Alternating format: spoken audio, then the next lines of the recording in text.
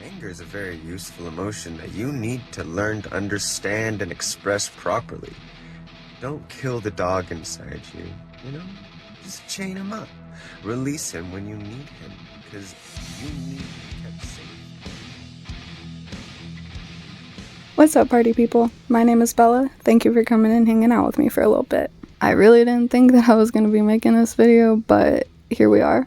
A couple weeks back, I posted a video surrounding this influencer, Lexity, who now goes by Anyathena. Her name is Anastasia. In that video, I was focusing on two specific events involving Anastasia, but today we're going to be looking more at just her. A little psychoanalyst, if you will. Because for real, like, the stuff that goes through her, I'm so interested. I'm so interested to know, like, what is going through this lady's brain, truly.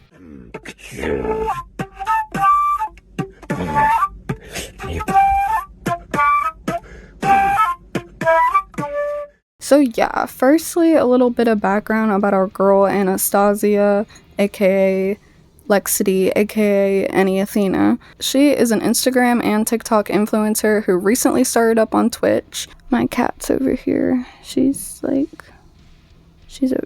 here. Like most of her audience, I remember her for her fun fact videos. They're super entertaining. She is a very intelligent woman, and she can put it in a way that's really easy to grasp. She would also make videos giving advice to people going through a rough time, maybe in their family and relationships, or just their own mental health. And she gives these advice because it's stuff that she's gone through herself. She is diagnosed BPD, ADHD, CPTSD. I really need to learn what the other ones are. But that's not super important anyway. Really all you gotta know is that she has BPD and ADHD. CPTSD comes up a little bit too, but so she took her own experiences and turned it into advice for her followers. And honestly, at one point in time, her page was a very safe space. It was definitely a community, which she reiterates a million times that was her intention, to make a community. Unfortunately, community only works when you're being transparent and honest. Not only to other people, but to yourself. And that is just one thing that Anastasia cannot do. She cannot be real. She cannot be real. She can't be real. She can't be real. Like, is this person real? Like, she cannot be real. But oh lordy, she is real. I know I'm teasing you. You're like, what happened? What'd she do? Look. A couple months ago, two individuals came out with public videos claiming that Anastasia is an abuser. They detailed their experiences with her, and it is undeniable. I did make a video talking about those two events, so if you're looking for more specifics about that, I would recommend going checking that out after this video, of course. But basically, Anastasia has always had a problem with drinking. If you scroll through her page, you can see that she is a very angry person. And it all just is tenfold when she drinks. And she knows it. She said it herself. She has a drinking problem. Her anger is elevated. And when she's angry, she's very scary. I'm an alcoholic, and I kind of fell off the wagon when I was with my last ex. I'm scary. I'm very scary when I'm angry. Hell fucking yeah you are, girl. You sure are scary.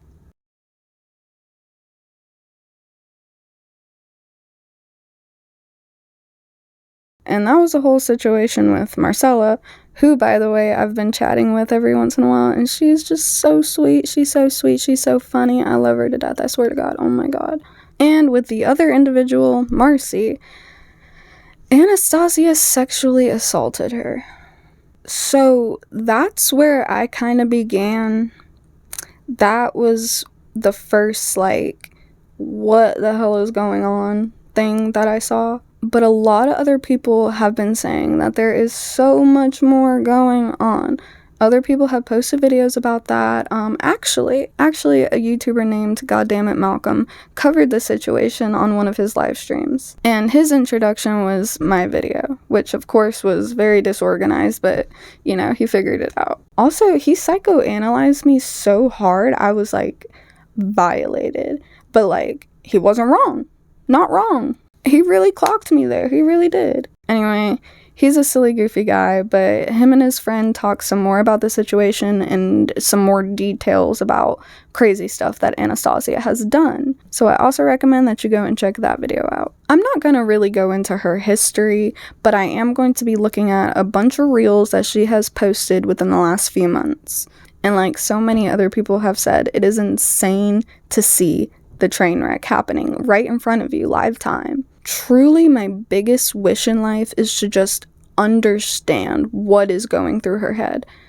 I don't get it. So we're gonna attempt to do just that. Of course, before we get started, little disclaimer.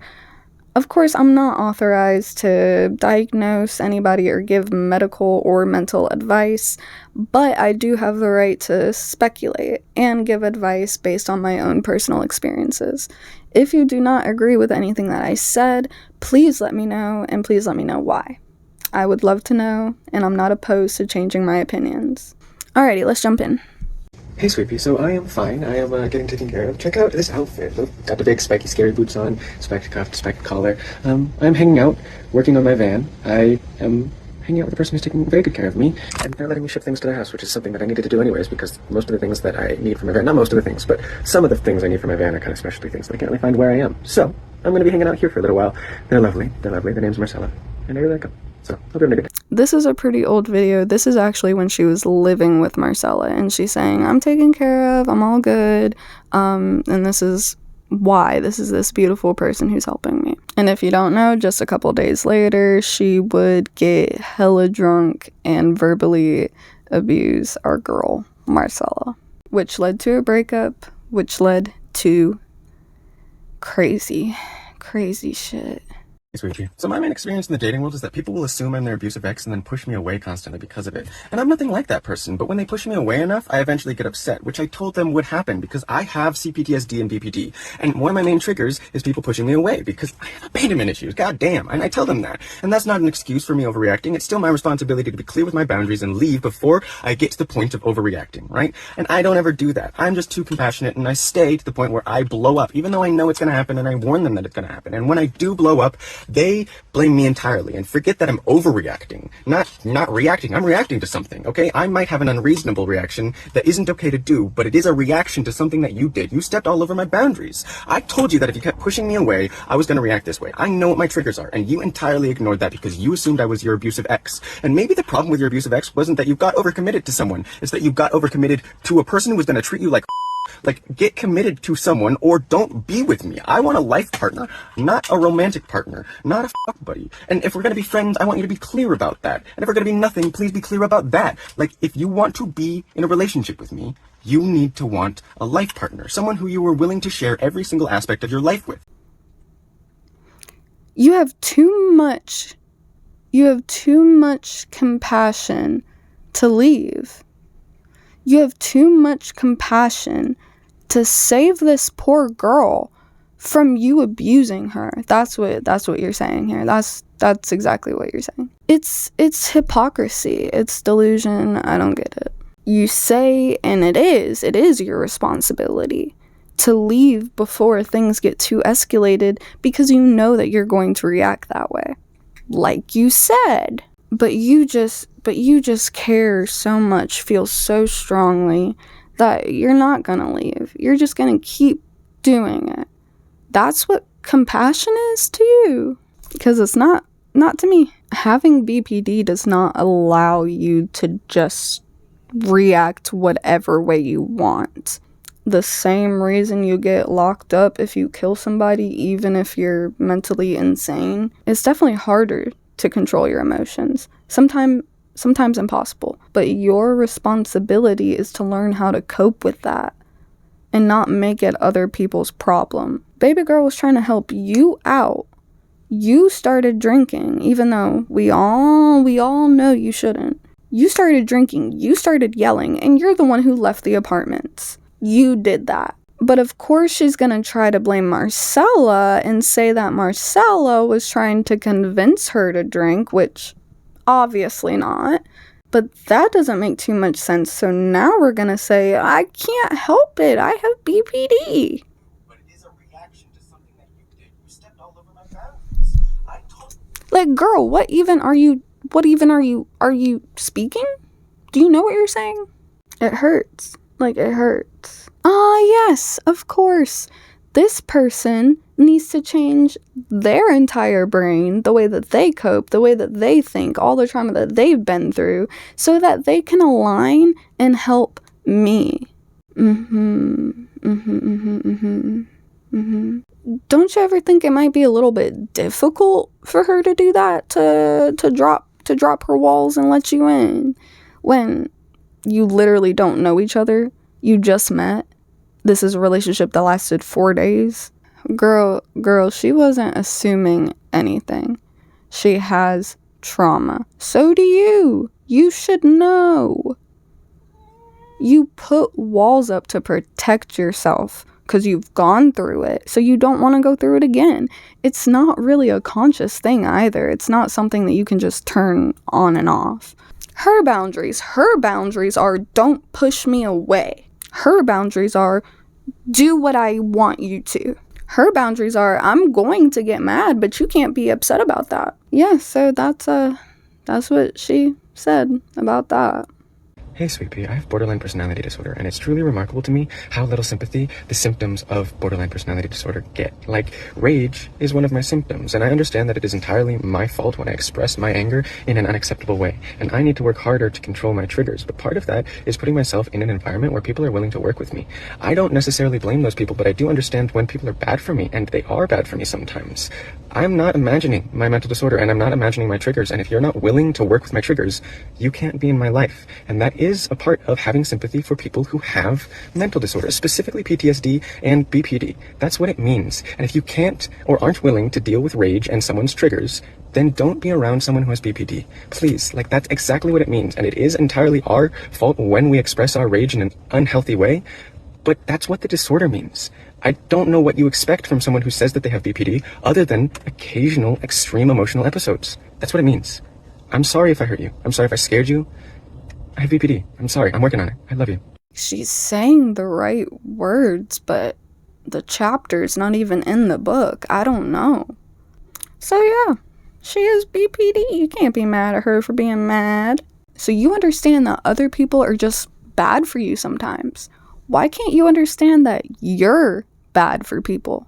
So people have to work with her triggers to be in her life. Okay, valid. However, her main trigger is being pushed away, which that on its own, okay, I get that. I'm kind of the same way. But what about somebody who literally can't help it? Are you not going to work with their triggers?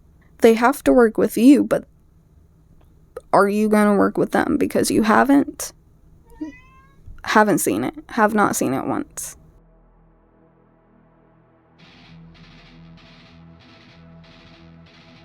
You know, I feel so grateful that I started therapy at such a young age, that I did so much soul searching and figuring myself out, figuring out why I feel the way I feel at such a young age. I still have a plethora of mental conditions, but I can cope with them. And I don't subject other people. Like, I'm so sorry to say, it must be super hard to hear, but other people are not responsible for your mental well-being. I'm sorry. My best friend and I do this thing where anytime one of us has some heavy information that we want to share, we always ask if the other person is ready to hear it. Even if one of us is having a panic attack, we ask, are you in the right headspace to deal with this? And if one of us is not ready for that, we're not going to be mad. We're not going to be like, oh my god, you just refuse to help me, you're not having any sympathy for me. No. There are two people, there are two heads, there are two different lives. It's not their responsibility to just be okay with whatever you do, however you react, whatever you say. It is not. You can still have people in your life that are super important that aren't with you every step of the way. If you are experiencing a rage episode due to DBD and you express that and somebody else is triggered by it, it is not their fault for being triggered. It's not their fault for feeling uncomfortable. But every time somebody's like, yo, you did something wrong, her response is, I have BPD, I can't help it. Or her response is, you just hate me because I'm trans. Hey, Sweet Pea, so I'll be honest, there's a massive amount of hate going on towards me, and that's fully just because I'm a trans woman who got popular really quickly. Hey, Sweet Pea, when you look as unique as I do, people often stare at you, and I don't necessarily mind people staring inherently, so long as they're staring at me like they want to eat me, not like they want to eat me. You know what I mean? Because this is really exhausting to always feel alienated. I know I'm delicious, but you could at least appreciate it instead of looking so hostile. What's wrong with you? I love you. Is my humor, is my entertainment of this coming off as hostility? Please let me know. It's so funny. It's ridiculous. It's so funny. Like, you're worried about the wrong stuff, girl. You're worried about the wrong stuff. Like, it just sounds like you're trying to convince your fans that the only people making claims against you are only doing so because you're trans, which is completely not the case, and you know it. It's not because you're trans. I know there's definitely some people out there. I had a couple people in my comment sections misgendering our girl Anastasia here. And immediately I deleted those. I'm not putting up with that, okay? We don't respect her, but we respect trans people, okay? So I definitely know that there are definitely people out there, you know, doing that. And totally valid to be mad at them. But why are you pretending like that's the only reason that people are mad at you? So that's just another little fun thing to throw in there, I guess. But bro, the opinions that this girl has surrounding relationships are...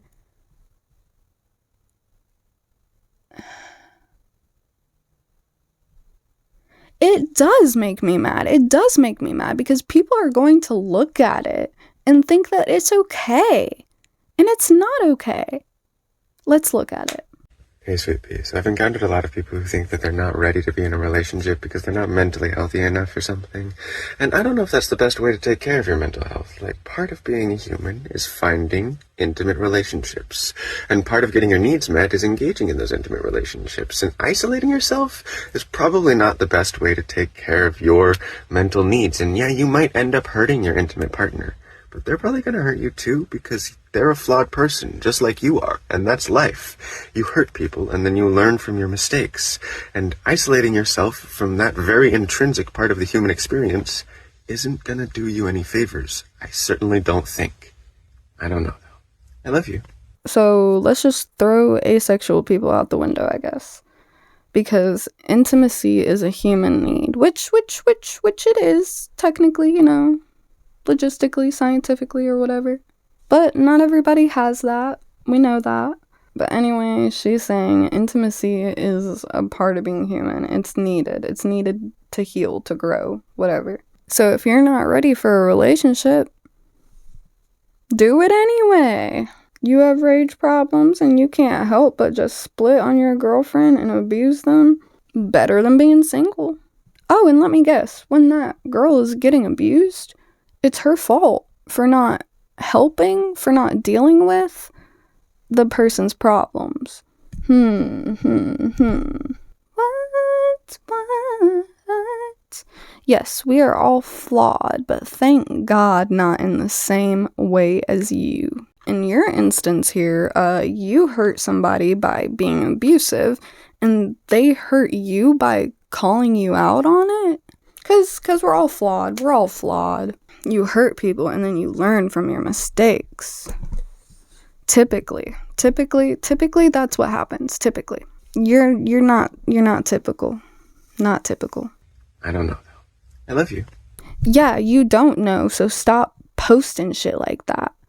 You don't know. All you know is toxicity. All you know is how to be in a bad relationship. So literally this video is giving advice on how to get into a bad relationship.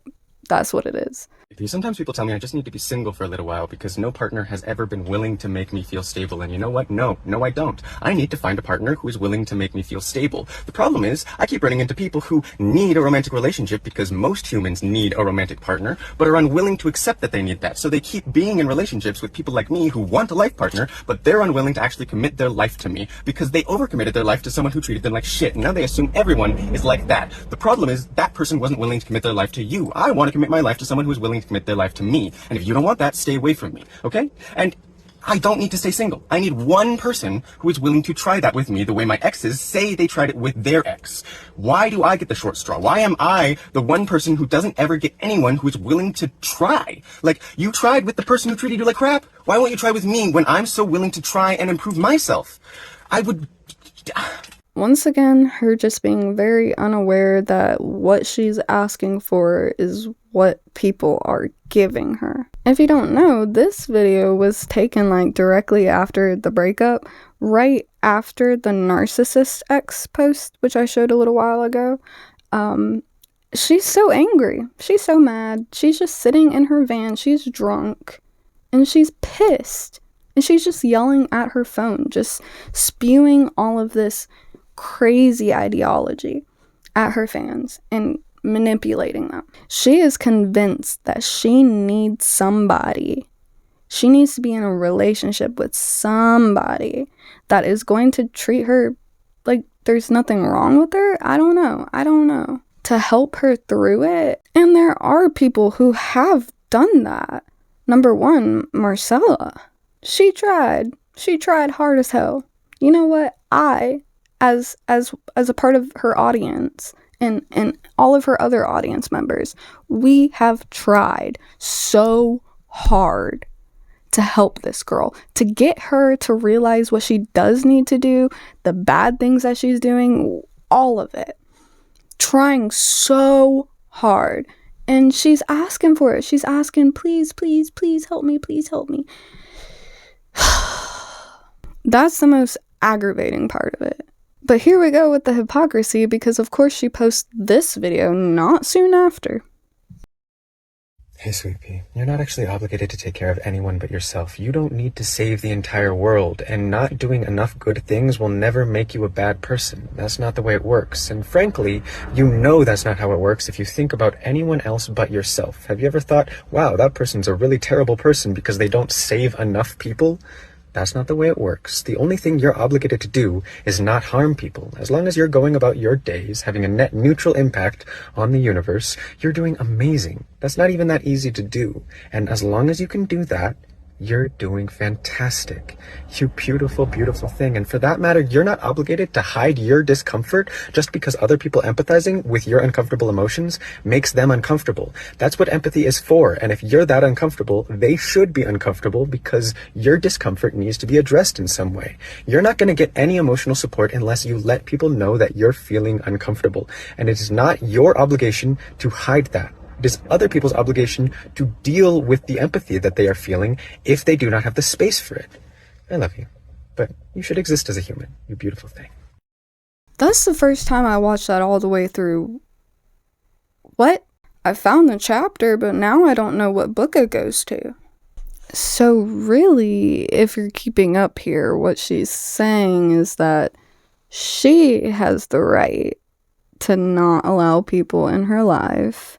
She has the right to not be obligated to deal with other people's emotions. But Marcella was. So far, her advice is, you're not obligated to deal with other people that make you uncomfortable, but other people that are uncomfortable by you, they're wrong for that. You should get them out of your lives. The next relationship advice. Perfect. Hey, sweet pea, so I don't really care if relying on my partner and them relying on me means that when we're not there for each other, we can't take care of ourselves. That's kind of the point. That's what I want, actually. I want a life partner, someone who I share my life with. And if them dying means I die, fucking good. I want someone who I live and die by, another human who I pair bond with. You know, I form a connection that I cannot ever break. You know, and it might take years to fully form that connection. In fact, it definitely will. It'll probably take decades, maybe even longer than that. But it will be formed. And if you don't want that, then don't engage in a romantic relationship with me. Don't lie to me about being able to give that to me when you're unwilling to even try to give that to me. And don't try and stop me from engaging in romantic relationships in whatever way I desire. I want a partner. And if you don't, fine. Just stay away from me. We can be friends or whatever, but I want that. What's wrong with that? What's wrong with that?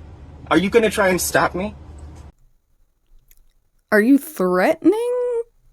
Hey, sweetie. So people are really triggered by the idea of me wanting to rely on someone, and I don't really know why. Like, I'm not forcing anyone to consent. The whole idea is that I'm mad that nobody wants to do the thing that I want to do.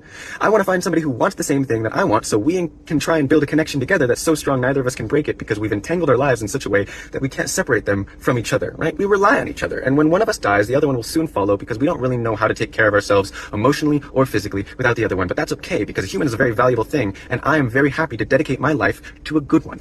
And I want to find a human who's willing to dedicate their life to me. And I don't think that's unreasonable. I think that there are plenty of people who are willing to chase the goals I want to chase. And you know what? If we do grow apart, that's fine. All I want is somebody who's willing to try. I don't want somebody who will make it happen immediately. I want somebody who won't pull away every time I'm like, oh, you're really nice. I can rely on you. I really like that. And if you think that I'm exploiting someone, who am I exploiting? Because the whole premise is that I want somebody who wants that. If I'm exploiting them, they are equally exploiting me.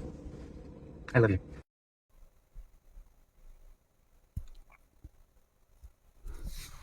You know, if that's the type of relationship you want to have, I don't think there's anything wrong with that. Like, that's a fantasy a lot of people have. But the bad thing is just because people don't want to deal with you for the rest of their lives, they're now at fault because they said that they were interested in that. You make your own decisions. You make your own decisions. You're the one who presented yourself the way you did in the beginning, made them fall for you. They tried. They trusted you. They let you in, and you fucked it up. We cannot be mad at somebody for leaving an abusive relationship just because they said, I would love to be in a relationship where we have to rely on each other. You know, like she said, it's all about consent. And consent can be taken away.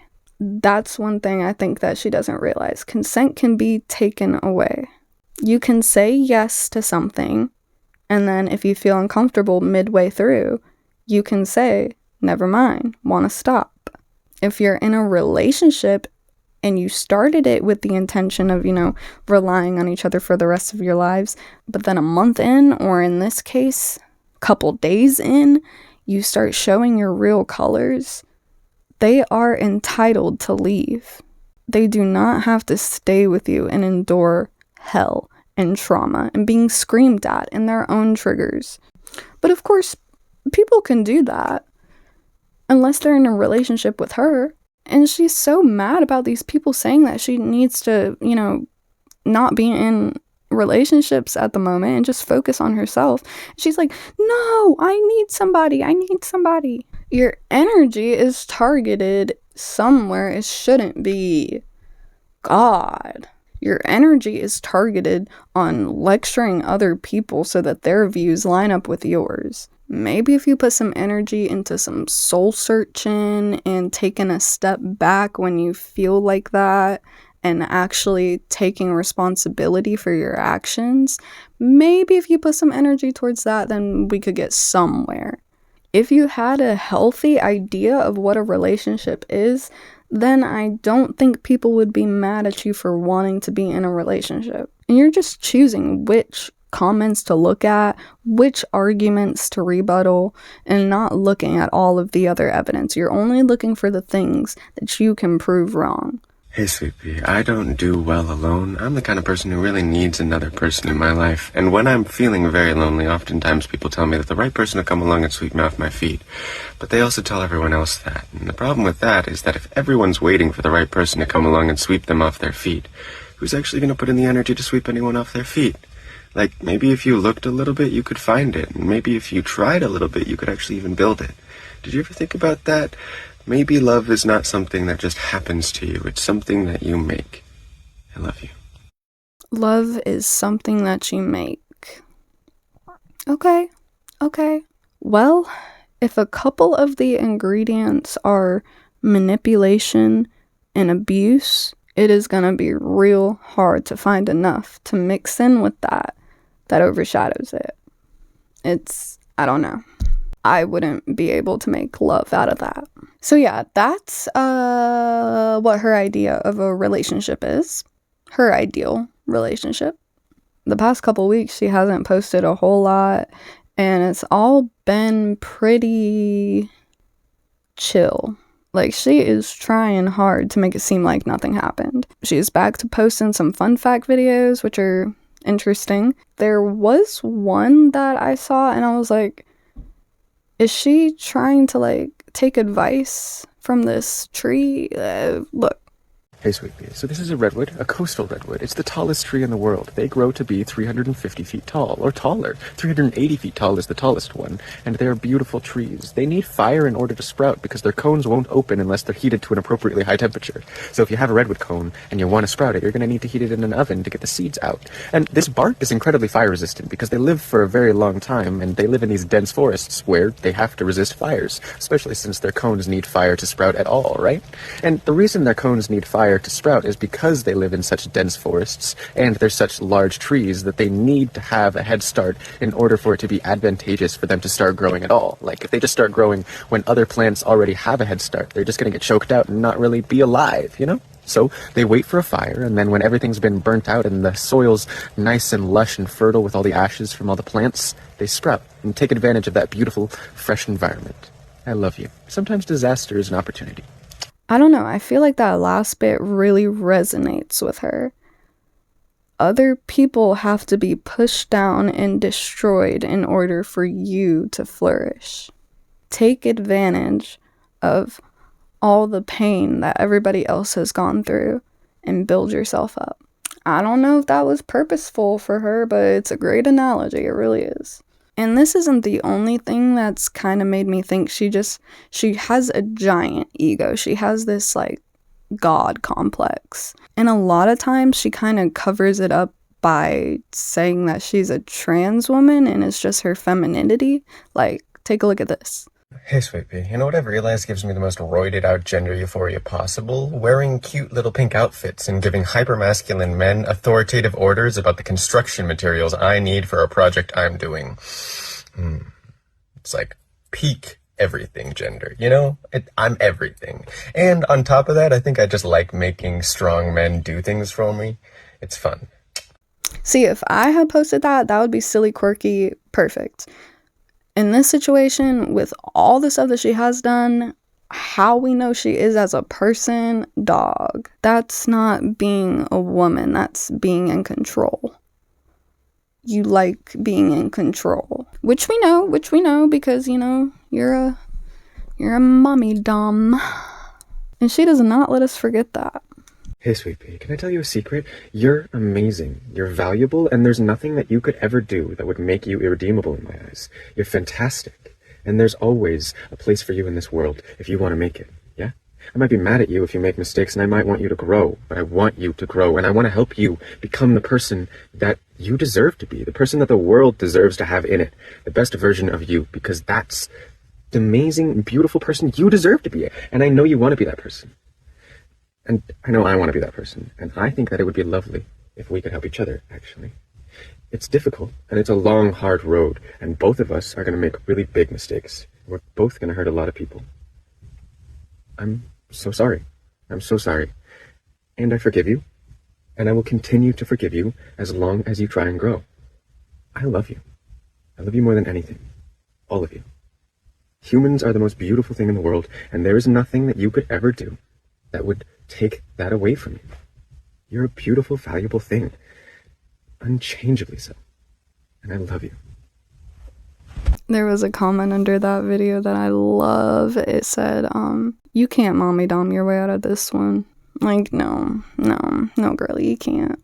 Hey, sweetie, so I'm a mommy dom, and that's not just a sex thing. It's a thing that I am in romantic relationships outside of the bedroom. I want to cook for you. I want to run you a bath. I want to take care of you. I want to hold you and tell you that you're safe and listen to your emotions and do the things that I wish my mother had done for me when I was a child. And yes, it does come from trauma, and that's okay, right?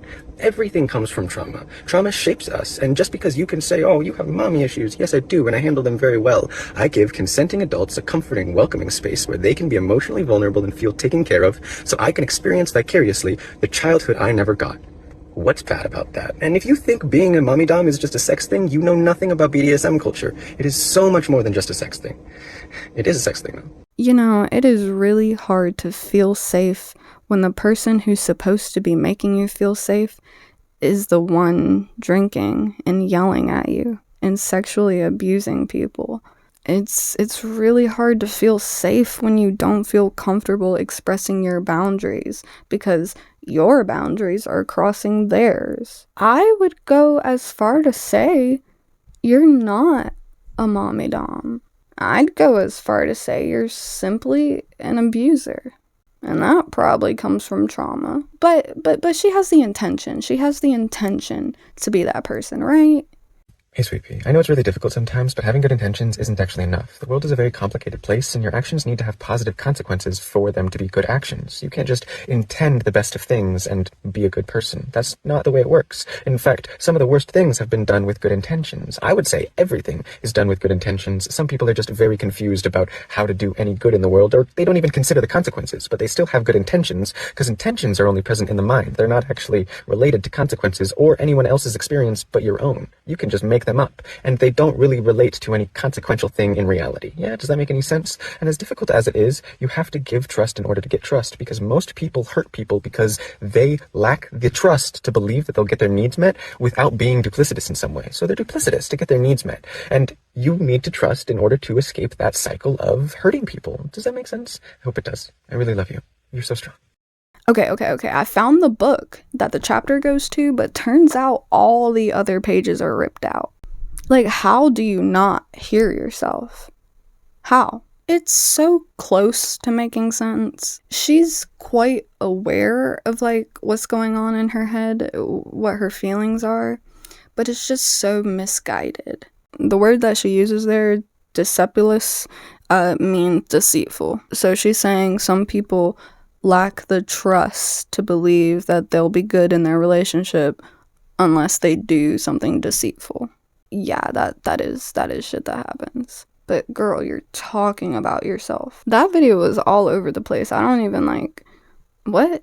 Good intentions are not enough. Amen. Period. Intentions do not equal consequences. Absolutely.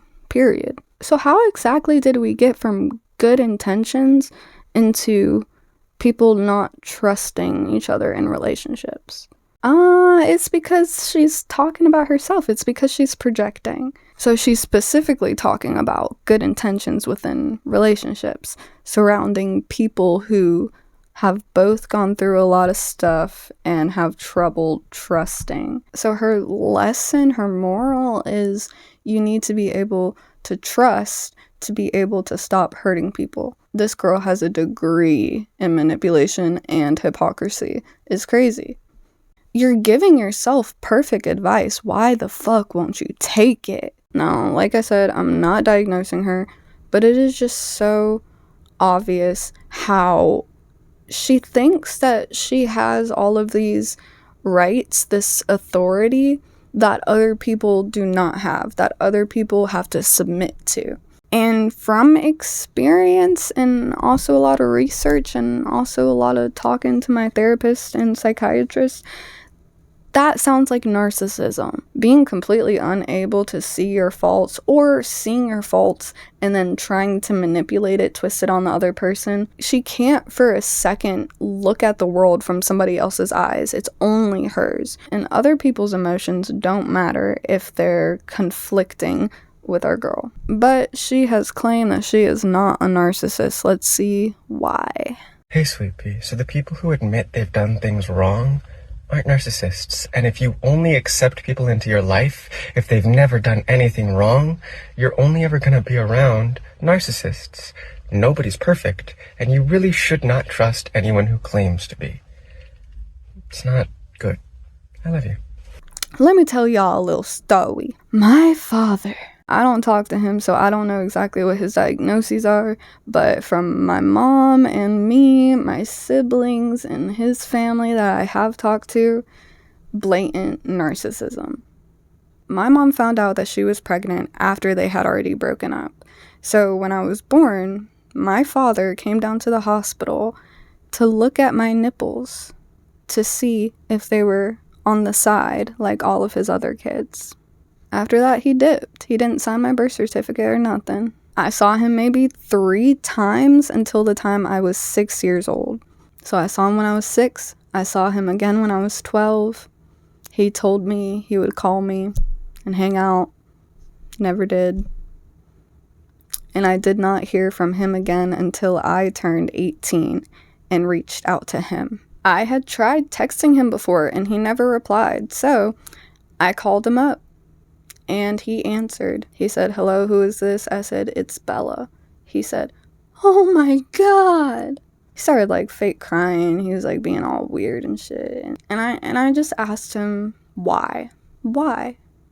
And he said my mom wouldn't let him. And when I told him I knew that was bullshit, he tried to flip it and say that he knew he did so much wrong and he's so sorry and he would love to start a relationship. And I told him, you know what, like I was hoping that could be a possibility, but after this conversation, that is impossible. And his reply to that was that it's my fault for us not having a relationship. The whole point of me saying that was, he still admitted he did something wrong. He's still a narcissist. Refusing to admit your wrongs doesn't make you a narcissist, and narcissists can admit when they're wrong. But usually, it's because they're trying to flip it and turn themselves into a better light, you know? It's so clear that that's what Anastasia is doing here. It's so clear. I genuinely don't think nobody is going to claim they're perfect, especially narcissists, because they know whatever they say, it has an ulterior motive. They're not going to say, "Oh, I'm perfect." They're going to say, "I'm not perfect. I've made mistakes, but I'm working on myself. I'm trying my hardest." And anybody who looks at that and is upset with me, why? That's your fault. That's what a narcissist would say. So, I mean, I'm not diagnosing her as a narcissist, but, like, maybe that should be something you should look into, girlfriend. Talk to your psychiatrist about that. She should talk to a therapist to get to the root of the problem and see if that's really what's going on, but she doesn't have one. So all we can do is speculate, which is my favorite thing to do. Hey, Sweet Pea, so therapy is not actually a magic solution that fixes everything. It gives you tools to help yourself, and if I were to go to a therapist, they would tell me that I need community, and they would probably help me find that. But that would be the goal at this point. I have lots of DBT skills, I have lots of emotional skills. What I am lacking is a community. Telling me that I need therapy is kind of, well, not really the solution, actually. Like, I need a community, and that's what a therapist would tell me. Therapy never was and never will be the entire solution. It's a tool that helps you find what you need. Love you. So that's that. I really only have one more video that I want to show you guys, and to me it's just kind of silly, so here we go. Hey, Sweet Pea, so let me just be clear. This is my space. I will display what emotions I want in this space, and if I'm angry, I'm not gonna hurt you. It's literally impossible. So if you're afraid, that's you being triggered, and you don't get to put your discomfort on me. I'm allowed to feel whatever emotions I want. I'm not attacking you. I'm not singling you out. I'm just feeling an emotion, and you find it uncomfortable, and you don't allow me to feel it because it's uncomfortable for you. That's not acceptable. And if you are going to feel that way, leave this space, or do not ever say that to me again. You do not get to pathologize me. You do not get to tell me I'm not allowed to feel angry. If I am not yelling at you, I'm allowed to feel whatever I want. and I will block you if you keep pathologizing me. I am very much allowed to do whatever I want with the content that you give me, okay? I can look at your content and obviously see the shitty human being that you are. But anyway, I'm not afraid of you. Most people are not afraid of you. We're worried about people getting into relationships with you who will be afraid of you. And we have evidence of that happening already. I'm not afraid of you. People in your comment sections, not afraid of you, girl. Personally, I'm entertained by the delusion that I'm seeing. Like, truly, in the bottom of my heart, I want nothing but the best for everybody in this situation, okay? I want her to figure herself out, to learn, to grow, to love herself, Jesus Christ. But yeah, I mean, you can feel however the fuck you want to feel. And people can respond however the fuck they want to respond. And you said that, remember? Remember when you said, like, you can react however you want to react? And they're not doing the same thing that you did either. They're being like, yo, this is not the right way to go about this. Get some help. What you did was drank, screamed, abused people, sexually assaulted people. No. If you think you're allowed to deal with your rage by doing that, but other people are not allowed to express their concern for you for being the way you are. Hypocrisy, irony even. I don't know, it's just so hard to believe that she's out here doing all this shit and really, really doesn't believe that she's doing anything wrong. She really, really believes that everybody on the internet who's calling her out on all of the shit that she did with evidence, all of them are haters. It's just because she's trans and has BPD.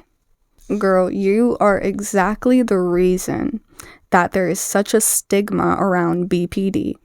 There's such a stigma around trans people. You are the reason. The reason. What's up, party people? It's Editing Bella here. I was getting super tired at the end of that video, and I was planning to go hang out with my friend, so I totally forgot to talk about two of the reels that I had clicked on and wanted to talk about. They don't really have anything to do with what I was talking about in the video, so I guess that's why I didn't think of it. And it's nothing really crazy, it's just a little weird, I guess. So like the first one, I'm just gonna show it to you first. So if you think about it, all babies should have their toenails removed and the wounds cauterized after so they don't grow back. Like, they don't really do anything for us, toenails I mean. And they put us at risk for all kinds of infection, both bacterial and fungal. Plus, you can get ingrown toenails, which are painful and can lead to other kinds of infection later down the road. So why not just skip all that hassle and have them removed at the beginning? Plus, children are so much more controllable, so it's easier to do that procedure on them and they heal faster, so they have a lower infection risk. So if you do it when they're infants, you don't have to do it when they're adults, and it's a lower risk when they're infants. Doesn't that make sense? Plus, my parents did it for me, and I'm so glad that they did do it for me, because I feel like I'd be so self-conscious about the way my toes look if they hadn't done it for me. I mean, don't you just see people who have toenails and think, oh, that's such a weird foot? Don't you just think that? Now see, all of that was lies, but it is what I hear when you argue for circumcision. We really shouldn't be giving cosmetic surgery of any kind to infants, and the benefits are non-existent. Firstly, I want to say, whether you want to do that to your kid or not, whether you are upset with your parent for doing it or not, or whatever, that's your opinion, okay? I don't really care. It doesn't super affect me, so I don't really have an opinion whether you should or shouldn't, but her argument here is lackluster. Firstly, we have toenails for protection reasons. The skin underneath your fingernail is super, super sensitive, and we need nails to protect them. I mean, she's not wrong about the ingrown toenail thing. Oh my god, I've had that before and it is not pleasant. And it does increase your risk of infection. And there are surgeries, if you do have an ingrown toenail, you can get a surgery to like cut it and cauterize the skin so that it like doesn't happen again. Or maybe stitch up the skin, I'm not too sure. So, I mean, maybe if that's what you want to do to your kid when they're born, and it doesn't have any risks, I guess. Can't say that they're gonna grow up and be mad that they did that, to be real. But anyway, that alone kind of makes her argument weird. It's not a good comparison.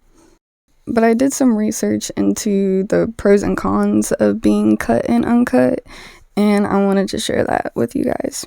I mean, at the end of the day, I get it, like, having the opinion that you shouldn't be giving cosmetic surgery to infants. That's understandable. But the intention behind it is not cosmetic, firstly. Like me personally, I have chronic migraines, and I've tried so many medications to help, and it just doesn't really touch them. So I started getting Botox in my forehead, in the side of my head, down my neck, and I even got a little bit in my jaw, in my upper trapezius, stuff over there. And guess what? I went from having migraines at least 3 times a week to twice a month. And I also just so happen to not have any wrinkles now. And I used to have 2 big ones right here. Can't even really furrow my eyebrows at all. And Botox itself wasn't made to be cosmetic. It was meant to relax muscles, which is what it does. But then they found that it can help cosmetically. So all that to say, circumcision is a medical thing. It's a medical reason. It's to reduce the risk of infection. So I have some notes here written by this dude, Tim Jewell, and it was medically reviewed by MD Karen Gill, and it talks about the pros and cons, the differences, stuff like that.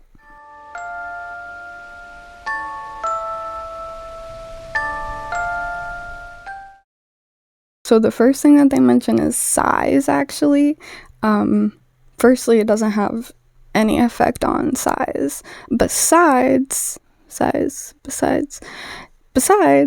the fact that when it is flaccid, it will appear bulkier, I guess. But when it becomes erect, it disappears almost completely. Number 2, hygiene. This is what it was really made for. I'll be the first to say, please teach men hygiene. Please start from a young age and teach them how to clean themselves, please. But unfortunately, we live in a society where men are disgusting, so. I wonder if this was created by a man who was like, this is a problem I keep on having. I hope my kid doesn't have this problem. What if I just... That's gonna be my headcanon now. I'm not gonna look it up. But yeah, when you have the extra stuff, the foreskin, it goes over the glands, right? And bacteria gets in there. It's warm, it's nice, it's wet and juicy, and they love to thrive. Dead skin cells and oil and all of it will get in there and cause schmegma, which we all know as dick cheese. That right there can be ooey gooey, smelly, ooey, ooh, no. And it can lead to inflammation, which is called balanitis. I love that.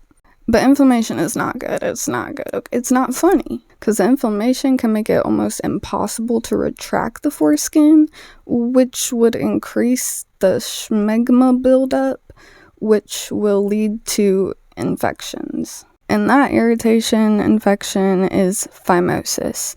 And phimosis on its own doesn't really do much except for irritate the skin, but it can lead to other problems. Having that extra foreskin on its own is already increasing the risks of UTIs, but that schmegma buildup is going to skyrocket it.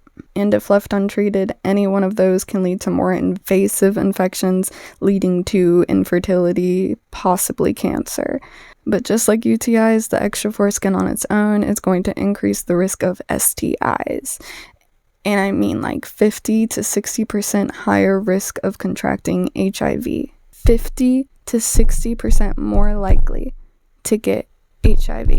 And also, statistics show that women with cut partners, they are less likely to get cervical cancer. So there definitely are some like medical benefits. And the con that we're so familiar with is reduced sexual pleasure.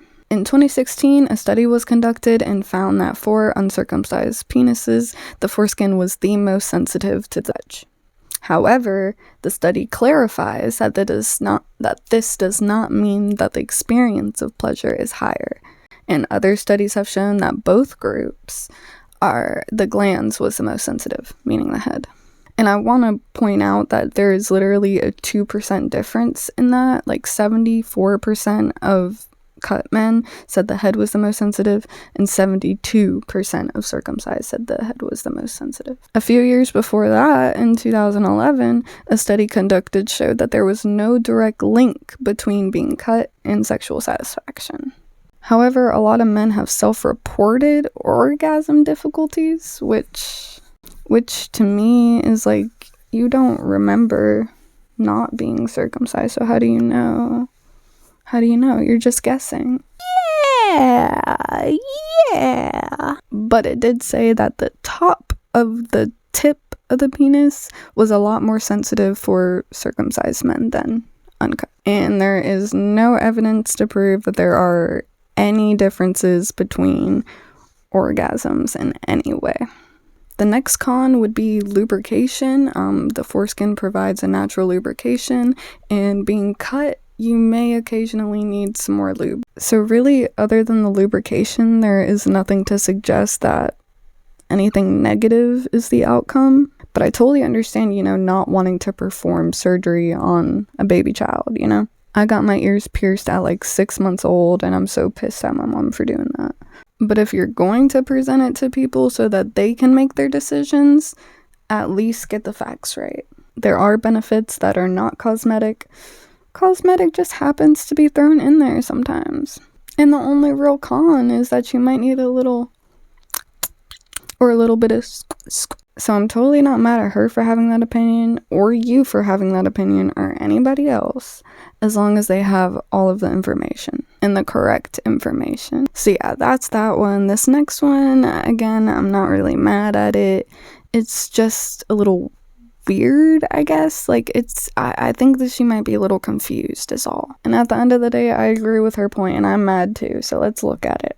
Hey, sweetie, so I had a horrible day. I'm in a hotel room because my phone broke, and I needed to figure out how to fix it. The only way I can get my phone to charge at all is if it's plugged into my computer. Not if it's plugged into a wall, not if it's plugged into my car. I don't know why.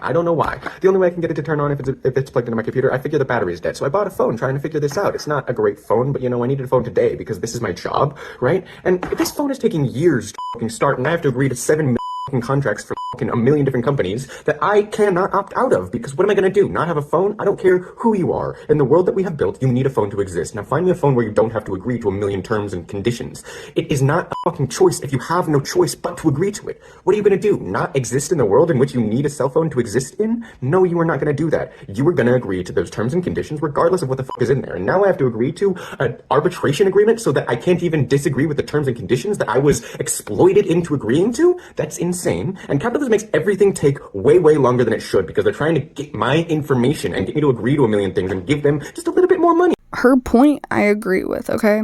Phone companies exploit the demand for phones and then exploit the customers who use them.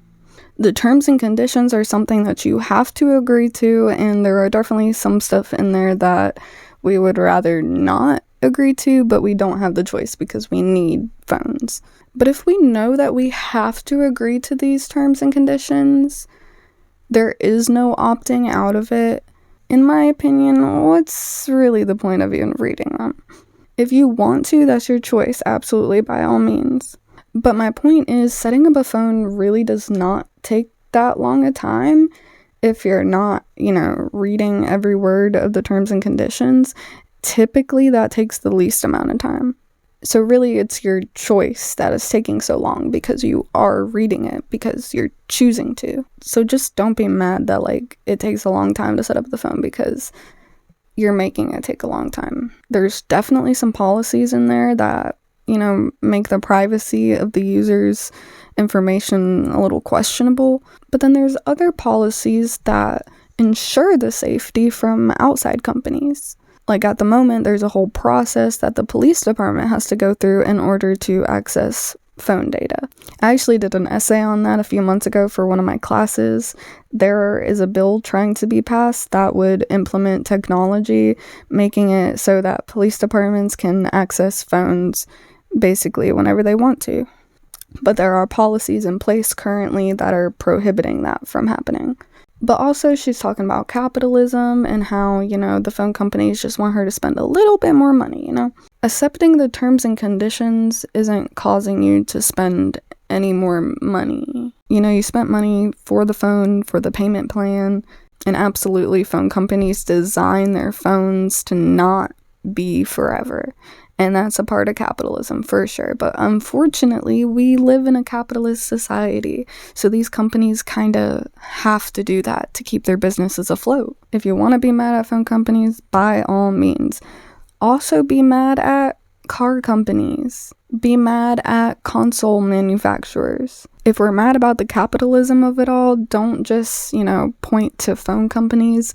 It's the capitalism of it all.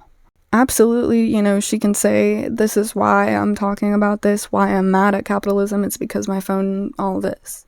But she seems to be a little bit confused about what arbitration is. Agreeing to the arbitration agreement is not saying that you can't, opt out of the policies. That's just what the terms and conditions are. You have to agree to the terms and conditions. They're terms and conditions. Arbitration is the process of resolving a dispute without the court system.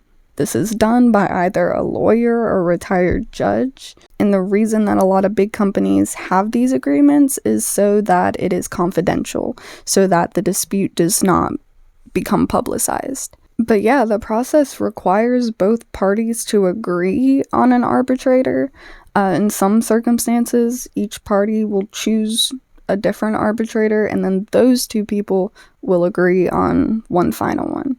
But yeah, I'm just not sure if she understood what that meant. Anyway, none of that really matters.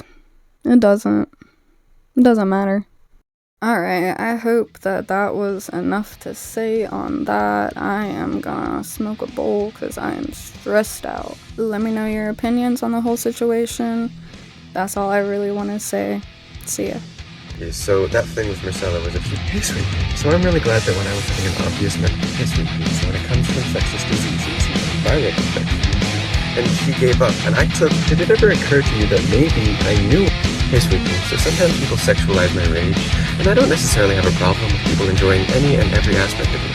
The problem with you feeling aroused when I'm feeling angry is that you're not really empathizing with me. But I would like to give you an opportunity to be able to enjoy that aspect of me if that's something that you would like. So that's what this video is going to be. Anyways, ready? Here we go. Fuck you! How dare you! What the fuck is wrong with you? You're fucking taking care of my friends. You're my fucking friend, and I fucking hate it! I hate it when I see my fucking friends hurt, and you're hurting yourself, and I can't fucking believe you would do this. I can't fucking believe it! How goddamn it! What is wrong with you? Fucking love you, and I cannot stand to watch you goddamn do this to yourself. God damn it! Shape up! Fuck off!